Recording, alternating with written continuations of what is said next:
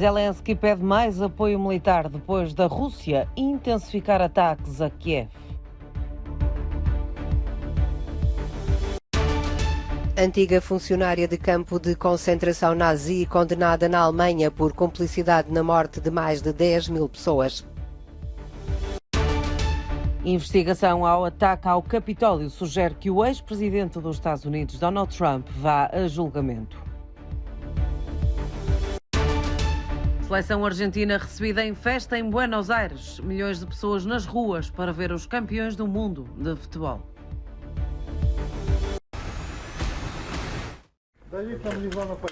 A capital ucraniana foi novamente atacada esta segunda-feira. A Rússia lançou sob os céus de Kiev vários drones kamikaze e destruiu uma das infraestruturas de produção de energia que fica nos arredores da cidade. Também vários edifícios residenciais ficaram danificados, mas não houve registro de vítimas mortais. As autoridades de defesa da Ucrânia dizem mesmo assim ter interceptado 23 dos 28 equipamentos aéreos. Sabe-se que os drones são de fabricação iraniana. Este foi o terceiro ataque em apenas uma semana. O presidente ucraniano pede apoio militar para enfrentar a Rússia.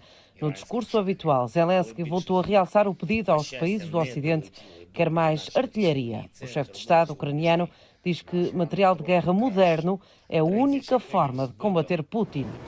A guerra não desapareceu, mas em algumas cidades tenta-se disfarçar uma normalidade. Em Kharkiv não se esquece o Natal. Há Pai Natal, luzes, duendes, comércio e até peças de teatro preparadas para os mais novos. Mas só no subsolo. As festividades decorrem na estação de metro da cidade para que quem ali mora esteja protegido de possíveis ataques russos.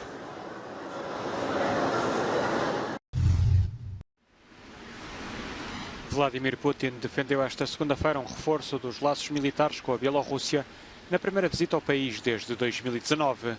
O presidente russo foi recebido à chegada a Minsk pelo homólogo bielorrusso Alexander Lukashenko, único líder europeu a apoiar a invasão da Ucrânia.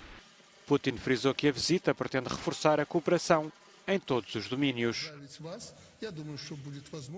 O líder do Kremlin explicou que o objetivo é fazer um sumário dos resultados em várias áreas, acrescentando que tomaram bastante atenção nos últimos tempos a questões de segurança e cooperação na cena internacional e que ambos devem sentir-se satisfeitos com a forma como estão a ser construídas as relações nesse sentido.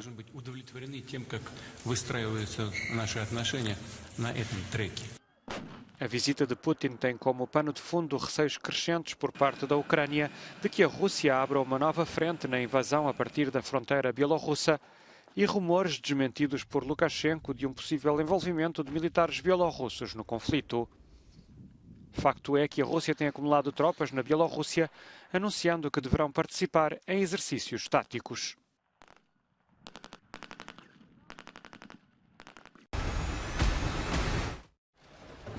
Uma antiga secretária de um comandante do campo de concentração de Stutthof, na Alemanha nazi, foi condenada a 2 anos de prisão, com pena suspensa num dos últimos julgamentos da época do nazismo. Irmgard Fuchsner, de 97 anos, estava acusada de cumplicidade de morte de pelo menos 10.000 pessoas. Os advogados pediram a absolvição da sua cliente, alegando que, pelo facto de estar presente, não tinha necessariamente de saber das atrocidades cometidas. O procurador considerou que Fuchsner teria podido ver do seu gabinete grandes partes do campo, incluindo a área onde chegavam novos prisioneiros, e também deve ter podido ver e cheirar o fumo proveniente da queima de corpos no crematório.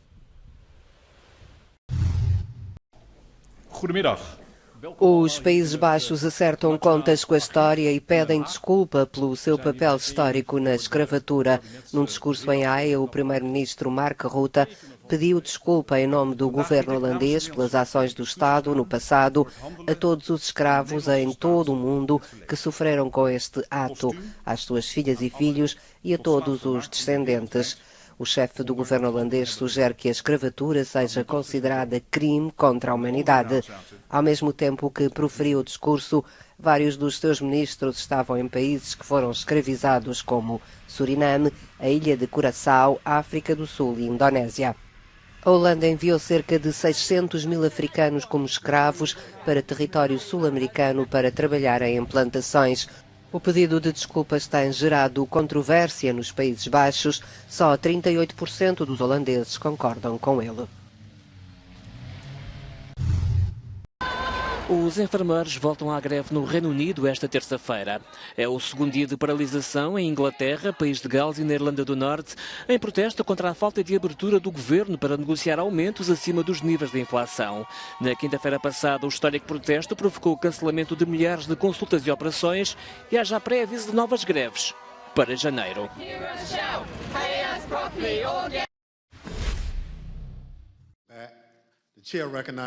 O Comitê da Câmara dos Representantes recomenda que o antigo presidente norte-americano, Donald Trump, vá a julgamento no caso do ataque ao Capitólio, que aconteceu em janeiro do ano passado. O Comitê votou de forma unânime na recomendação de 4 acusações criminais: insurreição, conspiração, declarações falsas e obstrução. Liz Cheney, vice-presidente do comitê que investigou o caso, admite que Donald Trump foi o único presidente da história dos Estados Unidos a recusar uma transição pacífica, que é um dever da Constituição. Cheney realçou ainda nas conclusões da investigação que Trump nunca mais deverá servir o país em qualquer que seja o cargo público. Aos olhos do comitê, Trump conspirou ilegalmente para tentar anular a eleição de 2020 e incentivou o ataque ao Capitólio, que envolveu quase 2.000 pessoas e onde morreram também 5. A investigação durou 1 ano e meio e não obriga a uma ação judicial, mas marca uma posição importante sobre o alegado envolvimento de Trump.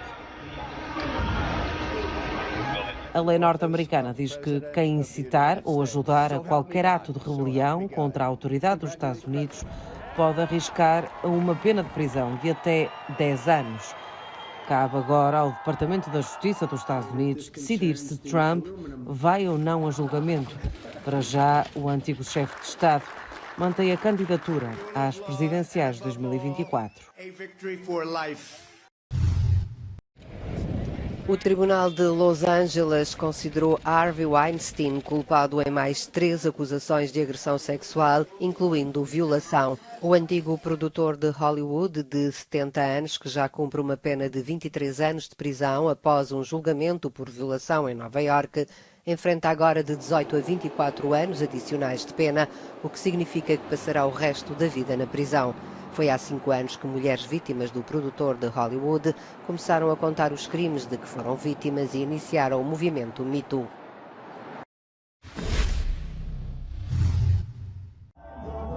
Os campeões do mundo de futebol aterraram em Buenos Aires, na Argentina, e foram recebidos por milhares de pessoas no aeroporto. Lionel Messi, o melhor jogador do campeonato, saiu do avião com a taça do Mundial na mão e não a largou, nem mesmo quando a seleção argentina já passeava pelas ruas da capital num autocarro. Milhões de pessoas quiseram assistir ao momento. A festa na Argentina começou desde o apito final e dura há vários dias. É a terceira vez que a seleção sul-americana vence um Mundial de Futebol. A Argentina vive a modalidade como poucos países no mundo. Este título vem afastar os problemas que a maioria dos argentinos atravessa. O país está em plena crise económica. Estes dias são de festa. É o futebol a ser a alegria de uma nação, onde os deuses são homens de chuteiras nos pés.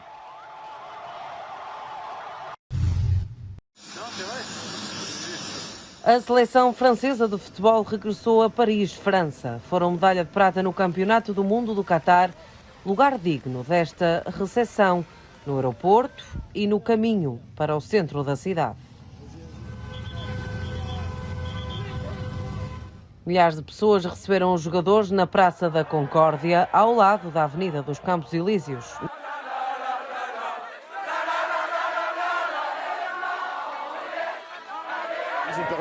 Este francês diz que, mesmo perdendo, a seleção francesa fez uma exibição extraordinária e foi até à cidade, diz, para apoiar os jogadores. A mesma opinião tem esta francesa, que conta que, apesar da derrota, é importante mostrar à seleção que o povo está unido. Depois de desfilarem pelas ruas, os jogadores e a equipa técnica apareceram na varanda de um hotel. A festa dos vice-campeões do mundo, que não conseguiram o troféu mais desejado, mas não perderam o apoio no regresso a casa.